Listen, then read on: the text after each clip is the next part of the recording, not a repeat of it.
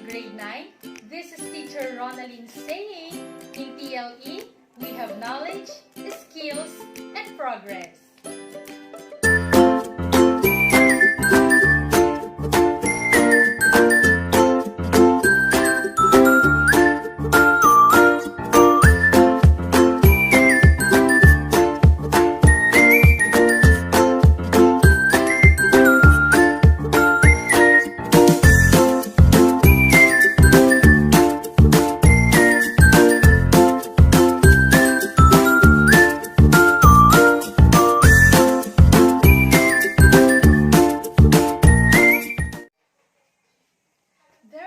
Faces who are suffering from skin complaints.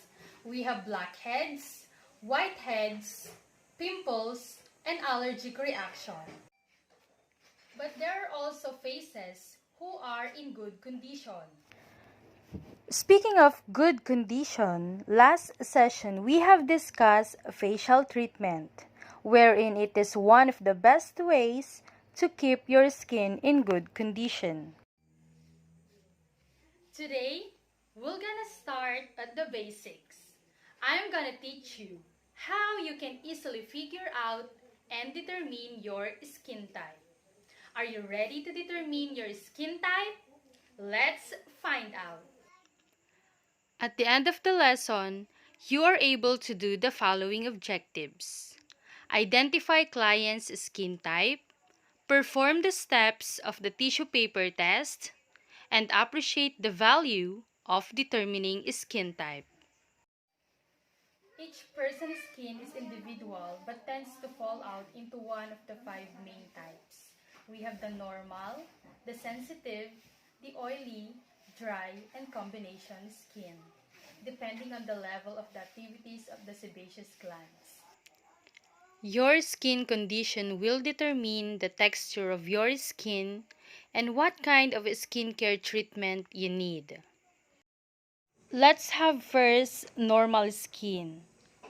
When we say well-balanced skin, it is not too dry and not too oily.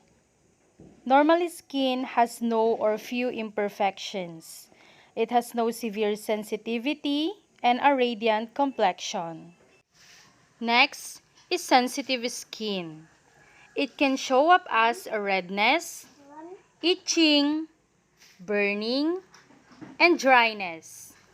If your skin is sensitive, try to find out what triggers you so you can avoid them. There are many possible reasons, but often it's in response to particular skincare products.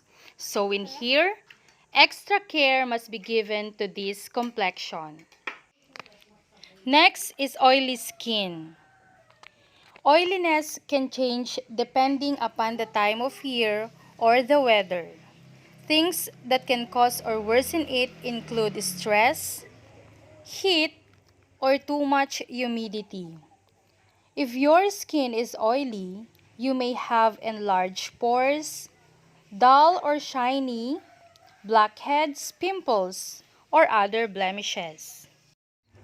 The next one is dry skin. If you have dry skin, your skin can crack, peel, or become itchy, irritated, or inflamed. If it's very dry, it can become rough and scaly, especially on the backs of your hands, arms, and legs. Dry skin requires moisturizers more often during cold weather. Last but not the least is combination skin. Your skin can be dry or normal in some areas and oily in others, such as T-zone. Many people have this type. It may need a slightly different care in different areas.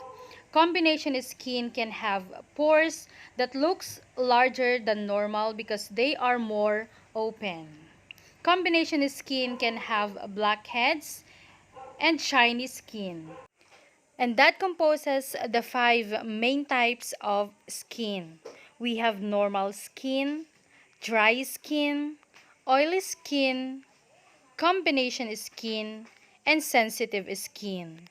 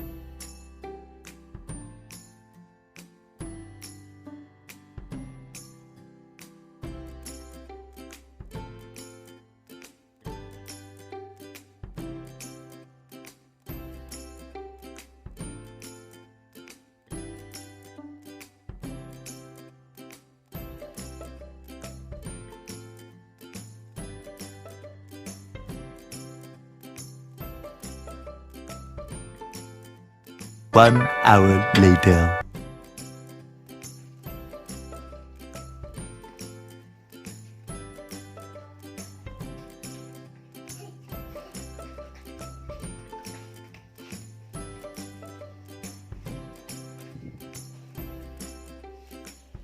Now, every face has two zones.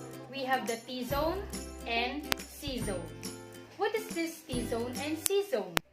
T-zone exists from the center of the forehead to the nose and up to the chin. It also includes a little bit part of the cheek just beside the nose. And Z-zone includes the moon part of the cheek along the jawline and to the cheek. Now, you will have normal skin if the tissue paper does not stick to your skin and there are no traces of oil on the tissue paper. You have sensitive skin if your skin feels red and itchy after washing even after an hour. You said to have an oily skin if both of the T-zone and Z-zone produce oil and pieces of oil can be seen on the tissue paper. You have dry skin if your skin feels itchy just right after doing the tissue paper test. You expect to have combination skin if the T-zone of your skin has an oil and your Z-zone is normal. Alright, so one thing to remember in this tissue paper test is that you might have to perform this test several times in a year because your skin type does not remain permanent throughout the year and it keeps changing. So students, I have a question. Why is the sun the skin enemy? The answer is the sun has ultraviolet rays or UVA or UVB which directly attack the collagen in the dermis below the skin surface. So, the result is the loss of elasticity and resilience of the skin. Therefore, the greater the exposure to the sun, the bigger damage to the skin. For that, here are the following tips that will help you protect your skin. The first one is use sunblock or SPF or the sun protection factor 15. Next is use an umbrella, wear a hat, wear sunglasses, and avoid the sun's danger hour zone which is from 11 a.m. to 3 p.m. Now, it's quiz time. Let us have a short quiz to measure your understanding. Number 1. It refers to a well-balanced skin that is not too dry and too oily. Letter A, normal skin. Letter B, dry skin. Letter C, oily skin. Or letter D, combination skin.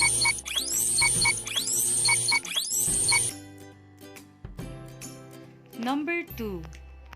This refers to the skin that feels tight after washing. Skin surface is rough and poreless. Letter A, normal skin. Letter B, sensitive skin.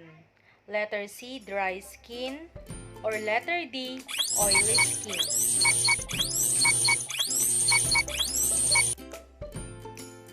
Number 3. This type of skin shows enlargement of pores and make your skin shiny with the presence of blackheads, whiteheads, and other blemishes. Letter A, normal skin. Letter B, sensitive skin. Letter C, dry skin. Or letter D, oily skin.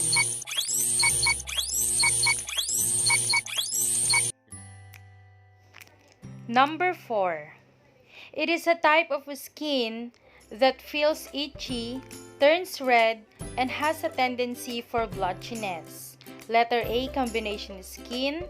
Letter B, sensitive skin. letter C, dry skin, or letter D, oily skin?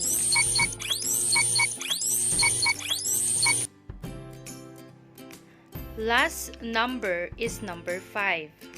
This type of skin can be dry or normal in some areas and oily in others, such as the T-zone. Letter A, combination skin. Letter B, sensitive skin. Letter C, dry skin, or letter D, oily skin. Now, it's time to check your answers. I hope you got 5 over 5. For your performance task, perform the tissue paper test. Make a video by simply following the steps and determine your skin type. Enjoy!